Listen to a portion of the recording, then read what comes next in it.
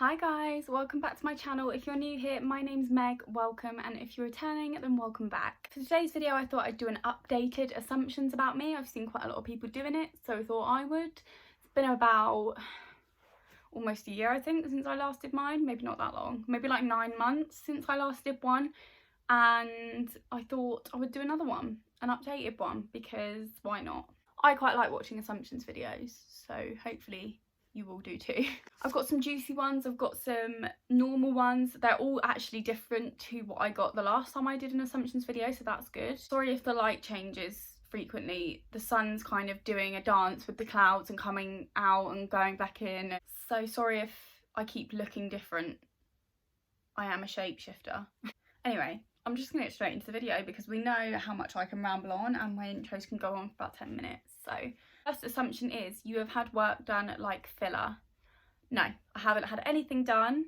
I don't think I ever would, but you know, I don't know how I'll feel in like 10 years time when I'm in my 30s and I've aged. I don't think personally I could ever get filler because I don't like injections, I don't like needles, so I think the whole thought of that would just scare me. I wouldn't get lip filler because I quite like the size that my lips are already. If I want them to look bigger, I can overline them, I can put plumping lip gloss on, which is what I have on now. Like, I don't really want to resort to getting filler. The only plastic surgery that I've said I would get in my life for sure is a boob job, because not because I want like big fake boobs, but mainly because I have a distinct difference in size in my right to my left. My right is like so much bigger than my left, like it's noticeable, and it's really like always been something that I'm insecure about.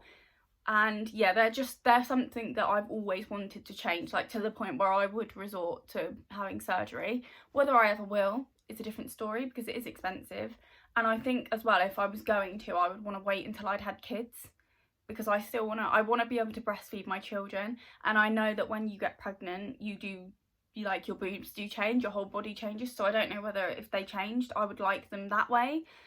So yeah, I might, if I ever do get a boob job, it will probably be after I've had children, but that will all depend on whether I can afford it. Next assumption, you seem quiet but you can be a riot.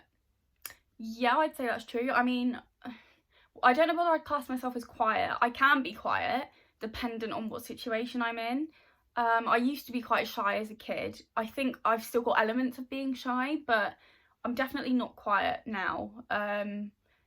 I mean, I guess I can be when you first meet me, but I do always try to like make an effort with new people. I'm not scared to say my opinion on things. I'm not scared to disagree with people, so I wouldn't really say that I'm quiet in that sense, but I'm not like overpoweringly loud either. Like, I don't talk over people. I don't think, you know, those people that if you're in a group there's always one person that just doesn't stop talking. I don't think that's me. If it is me, then let me know, but I don't think it is. The next one, you always look presentable when you leave the house.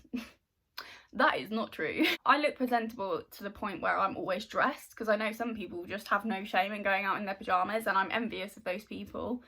But honestly, if I'm just going to the supermarket, like on a day where I don't have anything else planned, I'm literally just going to the supermarket, or if I'm going on a dog walk, most of the time you will find me with either my hair up in a bun, no makeup on, joggers, a big oversized jumper, a big coat and trainers. That's pretty much how I look when I'm not doing anything that day. The next one is you love Disney movies. Yes, I do. I love Disney.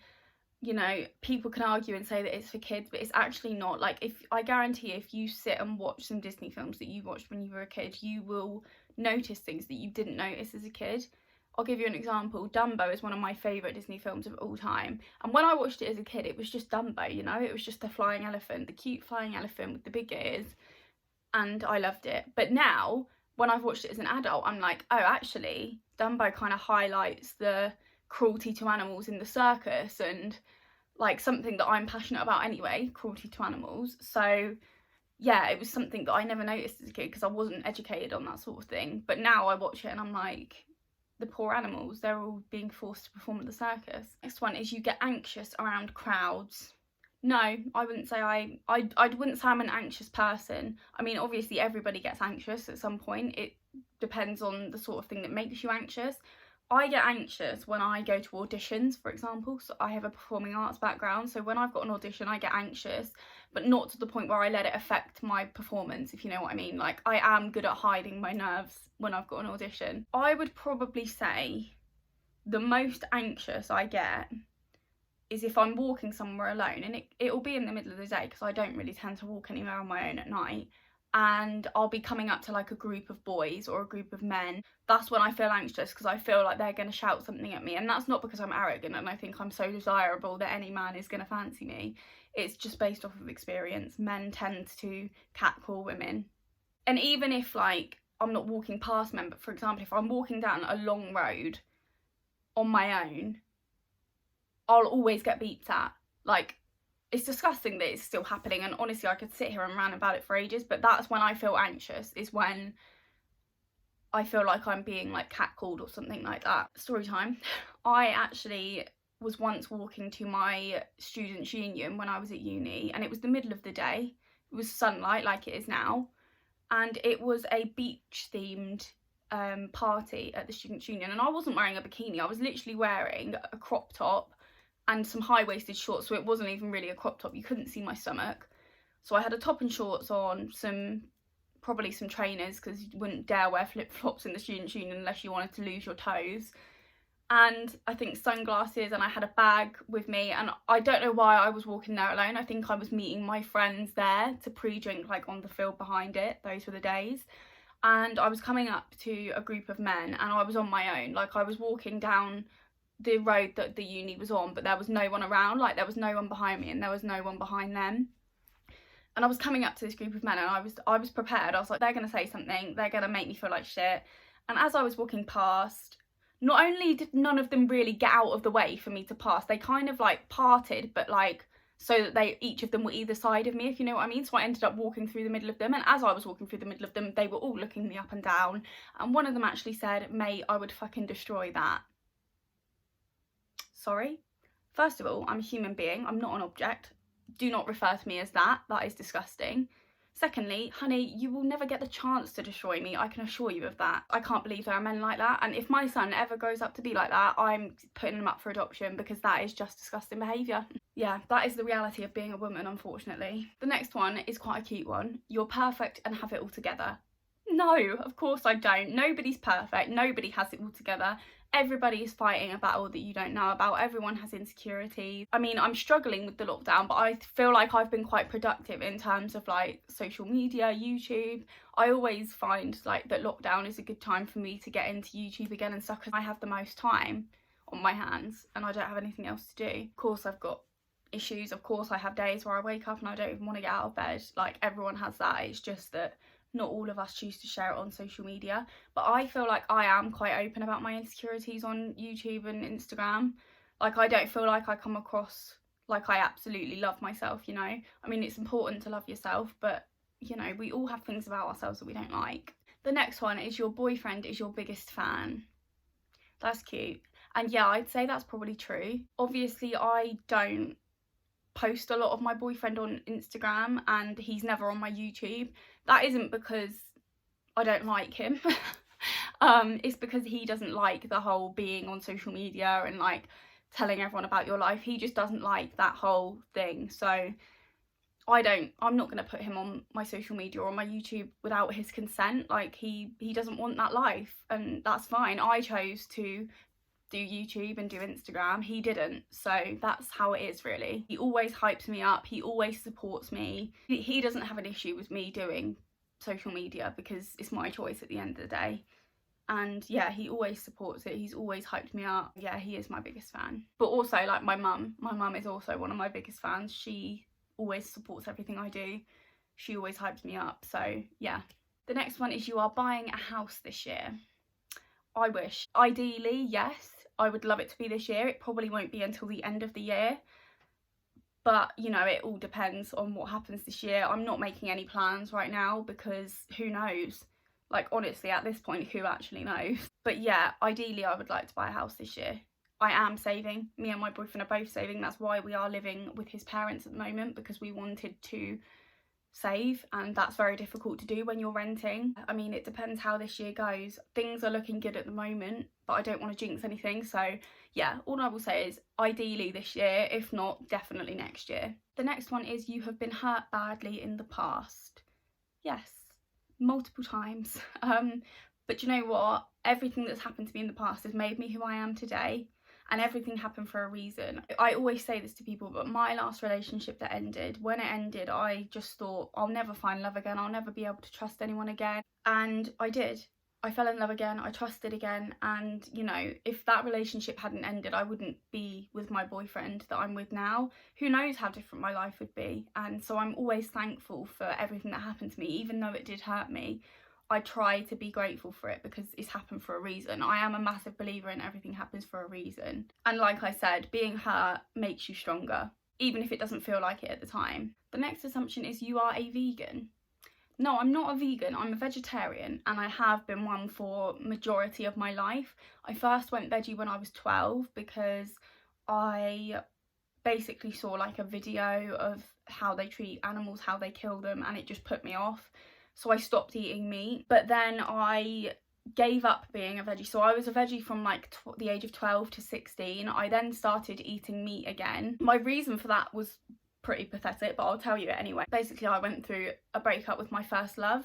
If you haven't watched my stories about my first love, I will link them down below. I've still got part 3 to come and probably part 4, but that relationship that ended, spoiler alert, but it ended around Christmas time, and at that point my mum still ate meat because she's a vegetarian now as well, but she wasn't back then. So we had meat in the house, we had gammon ham in the house because it was Christmas, and I love gammon ham. Obviously I would never eat it now, but if there's one thing that I am eating on my deathbed, it's gammon ham. And obviously we had like pigs in blankets and all that, and I just, where I was so heartbroken, I was comfy eating anyway, and I just gave in and I ate it all, and then I found it difficult to give it up again. So I didn't become veggie again until I was 20. So then I was non-veggie for another 4 years. And then I gave it up again when I was 20, and I haven't eaten it since. And I'm now 26. So in total, I've been a vegetarian for 10 years. And I do try and eat vegan food. Like, for example, I get a subscription box each month from a place called The Vegan Kind. And they basically send you like a box of vegan food. And I love it. I wouldn't knock vegan food at all. I feel like people knock veggie and vegan food because they think it's just going to be a plate of salad. But actually, if you give it a go, you'll realise that it's some of the nicest food around and it's good for you. And also the meat substitutes you can get these days. When I first went veggie when I was 12, there was nothing. Like, I couldn't go out for dinner because they would never have vegetarian options. Now they've got substitutes for pretty much every single meat there is. You can go into restaurants, they've got a whole menu dedicated to vegetarians and vegans. Like, it's so different now compared to what it was when I first went veggie. And it is easier than people think to give up meat because there are so many things that taste exactly the same as it. So no, I'm not vegan, but I drink soya milk, for example. I don't have cow's milk. And I eat vegan food sometimes, but I'm not a vegan because I do still eat like chocolate, for example. I still eat cheese. So the next assumption is that you are an only child. No, I'm not. Although it has felt like it growing up because there's a big age gap between me and my brothers. I have 2 older brothers. One of them's 12 years older than me and one of them's 7 years older than me. So as a kid, I was always on my own because, one, they were boys, so they didn't play with the same things that I played with anyway, but also they were a lot older than me. But when I was 7, my oldest brother moved out, so it was only me and my other brother at home, and then he moved out when I was 15, I think. I mean, I am close to my brother, but we kind of lived our own lives sort of thing. So I've always felt like an only child, but no, I have 2 older brothers, and one of them, unfortunately, I don't speak to. We don't get on, but the other one I get on really well with. The next assumption is you want to move back to Dorset. This is a difficult one. I've spent a lot of time in Dorset over the last few months because every time I get furloughed and we're in a lockdown, I come and stay with my mum for multiple reasons, really. One is because my mum lives on her own and she likes having me at home, and it's nice being at home, so I like staying here. Also, my dog is old, she's nearly 12. There have been a few occasions where we thought it was the end. Luckily it wasn't, and I'm thankful she's still here. I literally love that dog more than anything in the world. and so I try and spend as much time with her as I can, because I know that I probably am on limited time with her now. So I have spent a lot of time in Dorset over the last few months. By the way, in case anyone's thinking that I'm breaking the rules, my mum is my bubble. I'm not breaking any rules, and also I stay with her for like a month at a time. It's not like I go between here and my boyfriend's house. It's not like that. I'm not a rule breaker. My mum does live on her own. She doesn't get out anywhere other than to walk the dog, but even that is brief because she's old and she can't really walk far anymore. But she also can't get in the car. She can't be left at home on her own, so it's not like my mum can even go to the shop or anything. She gets everything delivered. I love being at home, but I mean, I've always said that when I have children I would like to move a little bit closer to home, just so that my mum is closer to her grandchildren. But I don't think I would ever move fully back to this area, because I like not living in the area where I grew up. I like being able to go out and not bump into someone I went to school with. I like living in Sussex. It's just I wish I could bring my family there with me. But yeah, I mean, I don't think I would ever move back to Dorset, but I may move closer to Dorset in the coming years when I have children. Next assumption, you are broody. Yeah, definitely. Especially, like, I feel like so many people are pregnant at the moment, or so many people have just had a baby, and it does make me broody, because I feel like I'm at that age now where I'm starting to think about kids. I am 27 this year. God, that makes me feel sick to say that. But I've always said I want a house before I even think about having a child. I want to be able to bring a child into the world into a stable environment where we've both got money, we've got a house. Like, the main thing that I want in life right now is to be able to own a house and refurbish it and it be ours. I don't really want to be renting with a child, because, you know, you can't do what you want to the house. You end up paying out more money. So yeah, definitely in the next couple of years I would like to try for a baby. But yeah, again, I've said before, I don't like putting a time frame on things, but I am definitely broody. Like, every time I'm with a baby I'm like, I want you. Not like how I'm going to steal a baby, but like, I want a baby of my own. The next assumption is you were popular in school. I mean, what do you define as popular? Because to me, the popular girls in school were the mean girls that no one liked. So really, calling them the popular girls is a bit ridiculous, because no one liked them, and being popular means you're well liked. I did have a big friendship group in school, but I've said before, a lot of them were fake friends, and I'm not friends with anyone from school anymore. Like, none of my friends, apart from my best friend Robin, who, she is a school friend, but she's not a secondary school friend. I met her in middle school. Anyone that doesn't know what middle school is, by the way, in Dorset you have first school, middle school and secondary school. So first school is reception to year 4, middle school is year 5 to year 8, and secondary school is year 9 to year 11. I know it's weird. I didn't actually realise it was weird until I moved to Sussex and everyone was like, what the hell's middle school? So yeah, that's what I'm talking about when I say middle school. But in terms of like, was I in that group, the popular group? No, I wasn't. I was hated by those girls. I hated them too. So yeah, sort of person that got talked about a lot, actually. A lot of rumours were made up about me. A lot of people didn't like me, but a lot of it was for no reason. Like, I hadn't done anything to make them not like me. They were just following a crowd. I've always had issues with girls. Girls have always bullied me and not liked me, and you know, it's easy to say, oh, they're jealous, and maybe they are. I don't know. I don't want to make those sorts of accusations against people, but yeah, right now I am the type of person who, I have a few close friends and that's good for me. Like, I couldn't have a girl friendship group like of about 10 girls, because it's so bitchy. Even like group chats that I'm in with girls on Instagram that I don't even actually know personally, they get so bitchy and I end up leaving them, because I'm like, this is just not for me, hun. Next question or assumption is you want a big family. I mean, I am a part of a big family. My dad's one of 7, my mum is one of 6. All of them have got at least like between 3 and 6 children themselves, and all of those children, like my cousins, have got kids. Not all of them obviously, but a lot of them have got their own kids now. The only sibling that my mum has that has less than 3 children is her brother, but the other 4 of them have all got at least 3, but some of them have got 6 children. So I have a lot of cousins. I have around 30 something cousins. But I personally, I've always said that I would want 2 children. But I also have always said that I wanted one of each. I want a boy and a girl. So if I had 2 girls or 2 boys, I may consider a 3rd child to try and get one of each, but then I don't think I'd have more than 3. Ask me after I've given birth, because the answer then will probably be I'm never doing this again. The final assumption is you want to be famous. I mean, I don't know how to answer that question because I'm not like a beg. I'm not like, oh my god, can I be famous?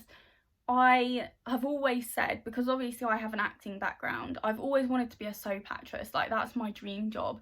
And obviously if I was to act in a soap, I would be semi-famous, I guess. But I've always said that if I were to be famous, I would want to be a little bit famous, not like to the point where I can't go to a shop without someone being like, oh my god, it's Megan. That would annoy me. For example, I wouldn't want to do Love Island because I can imagine that the people from Love Island literally can't do anything without someone coming up to them. I mean, I don't want to be famous. It's not a life goal of mine to be famous. I can deal with not being famous, but I would want to be an actress on TV. I would do a TV show. For example, if they ever brought back Big Brother, I would love to go on Big Brother. I'd obviously love to be famous on YouTube, like in terms of I'd like to be a well-known YouTuber, but if it doesn't happen, it doesn't happen. It's not something that I'm like, I need this to happen in my life. Okay, so that is all the assumptions, guys. I really hope you enjoyed this video. If you did, give it a big thumbs up and subscribe to my channel if you haven't already. If you've got any other video ideas, then please leave them in the comments below. I am going to film my part 3 to my first love story time next, so that will be up in February at some point. Thank you all so much for watching, and I'll see you in my next video.